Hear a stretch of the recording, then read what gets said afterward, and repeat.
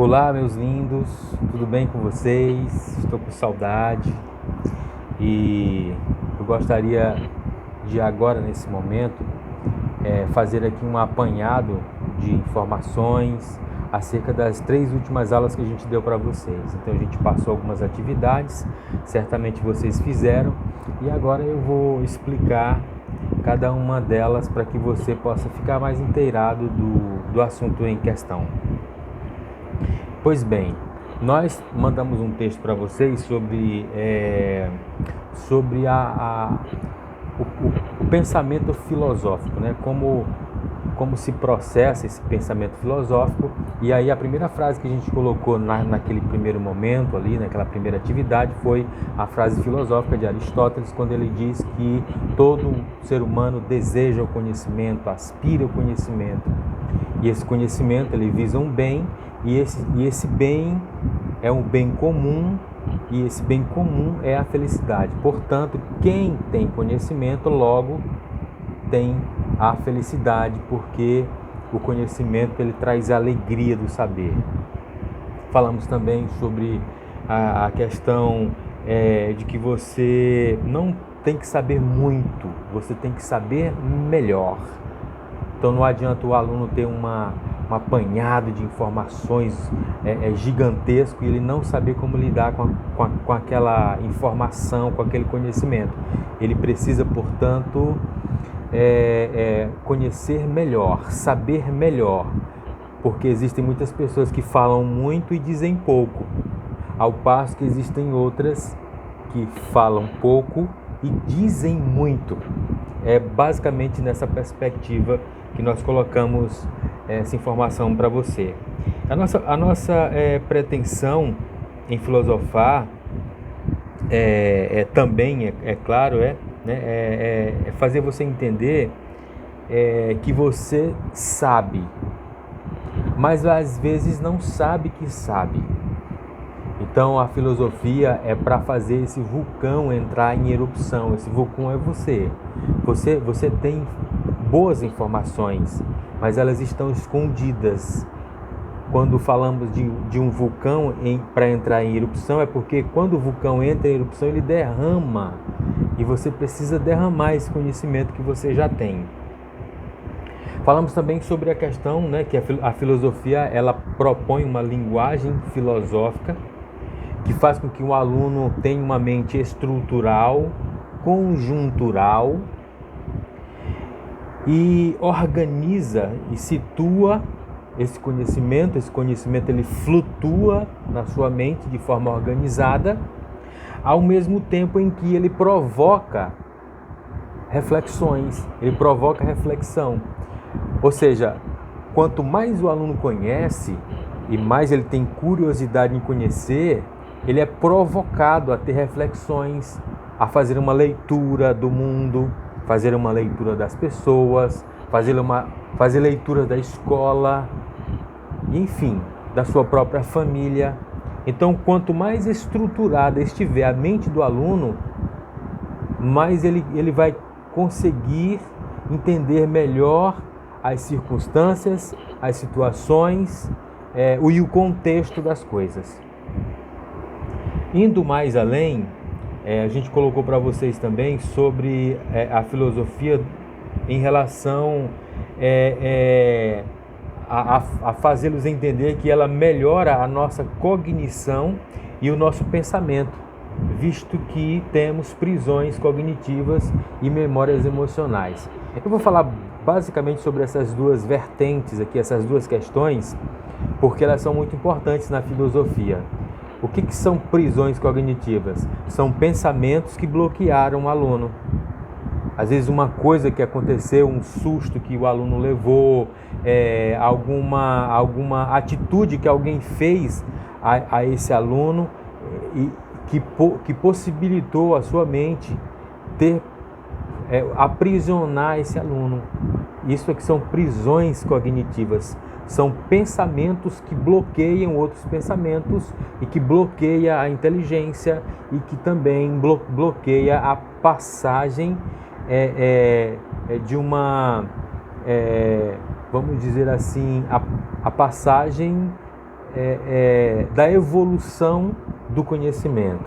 Então o aluno fica estagnado por conta de prisões cognitivas que podem ser também chamadas de traumas que aconteceram em algum momento da sua vida. E as memórias emocionais, elas estão aliadas às prisões cognitivas, porque as memórias emocionais já está falando, né? É quando você lembra de algo que te emociona. Só que muitas vezes você lembra de coisas ruins.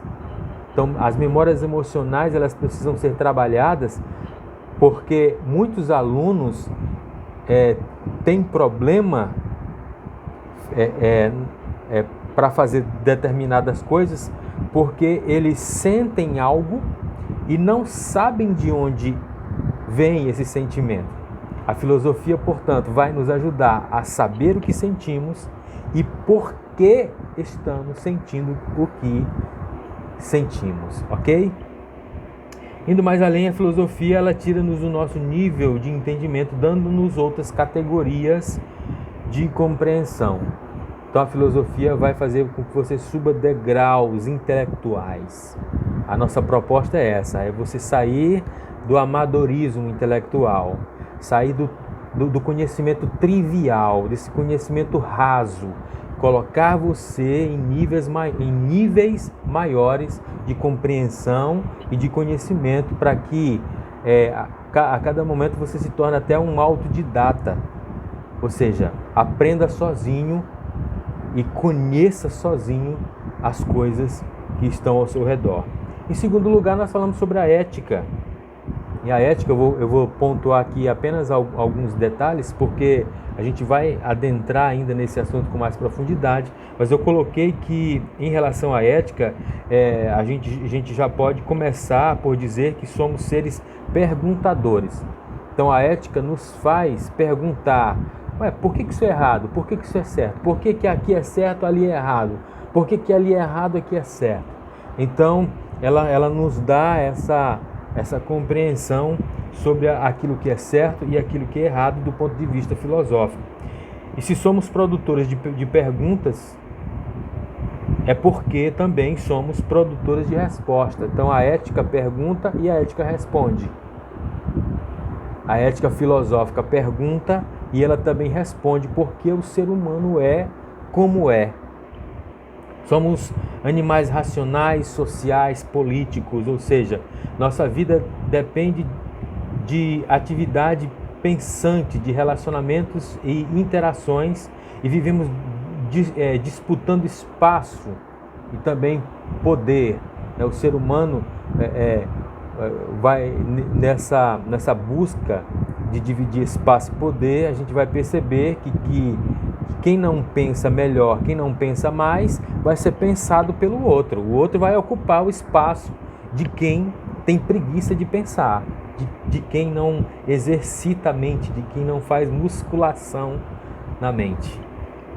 A filosofia provoca e ela também comprova que somos seres imperfeitos, inacabados, em processo de contínua construção. Então, como eu falei agora há pouco, a gente está em processo de evolução, crescendo, subindo degraus. Estamos em maturação. Cada momento que vai passando, a gente cresce mais um pouquinho. Então, cada atividade que eu passo para você, cada dinâmica que a gente faz em sala de aula, estamos nos predispondo a fazer o aluno crescer. E também a gente colocou que os questionamentos, eles pertencem à nossa consciência reflexiva e também à observação da nossa vida em si mesma. E, portanto, trata-se de um questionamento ético. Então, tudo aquilo tudo aquilo que a gente propõe ter uma consciência reflexiva pertence ao campo da ética. E, finalmente, pessoal, nós falamos sobre a razão. A razão, a gente colocou que a razão ela vem da palavra ratio, né? Que significa contar, reunir, calcular. Então, razão, além de outras coisas, é claro, né? Significa você saber organizar os pensamentos, saber contar as coisas, equacionar aquilo que você aprende. A razão é a capacidade, né, da mente humana que permite chegar a conclusões a partir de suposições e premissas. A gente até fez bastante isso em sala de aula, né? Toda Maria é inteligente. O nome dessa moça é Maria, logo ela é inteligente. Então a filosofia faz você chegar a conclusões que outrora não foram pedidas a você. O ser humano tem essa capacidade. A gente tira conclusões de coisas que não foram nos dadas na totalidade. É por isso que você precisa ter uma mente estruturada, uma mente estruturante, para que quando as pessoas venham falar algo a você, você possa tirar conclusões sem que a pessoa dê a conclusão para você. Entre outros, um dos meios pelos quais os seres racionais propõem razões ou explicações para causa e efeito. A razão é particularmente associada à natureza humana, ou seja, só os seres humanos, a gente já bateu muito nessa tecla, que só o ser humano tem razão. Só o ser humano sabe e sabe que sabe. A gente até falou que os animais, eles sabem, mas eles não sabem que sabem, eles não têm consciência de que sabem. Eles não olham para o sol e dizem assim, nossa, o sol hoje está radiante.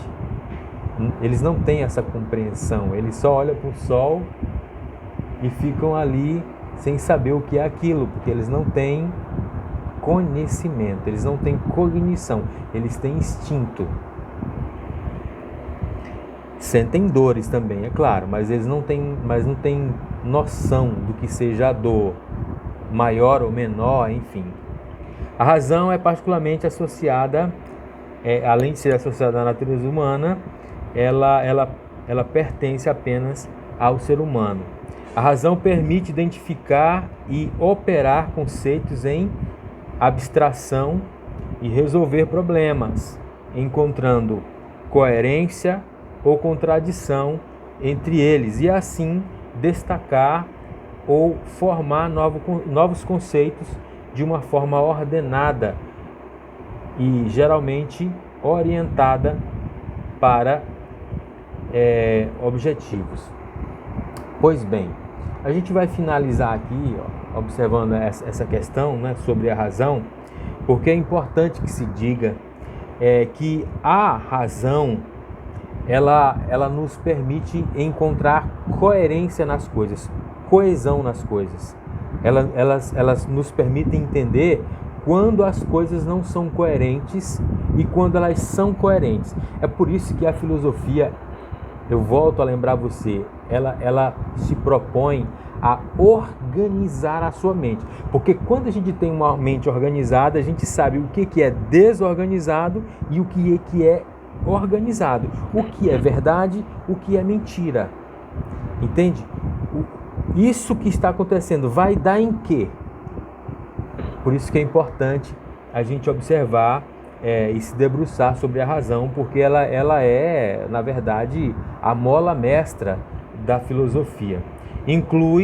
A razão inclui raciocinar, apreender, compreender, ponderar e julgar as coisas, por vezes usando como sinônimo de inteligência. Então, olha só o que a razão nos permite fazer quando estamos filosofando, quando estamos nos debruçando a razão. Raciocinar, aprender, compreender, ponderar e julgar as coisas. Então tudo isso faz parte da filosofia, faz parte da razão, que é um campo da filosofia muito bem estudado. Pessoal, um abração a vocês, espero que vocês gostem.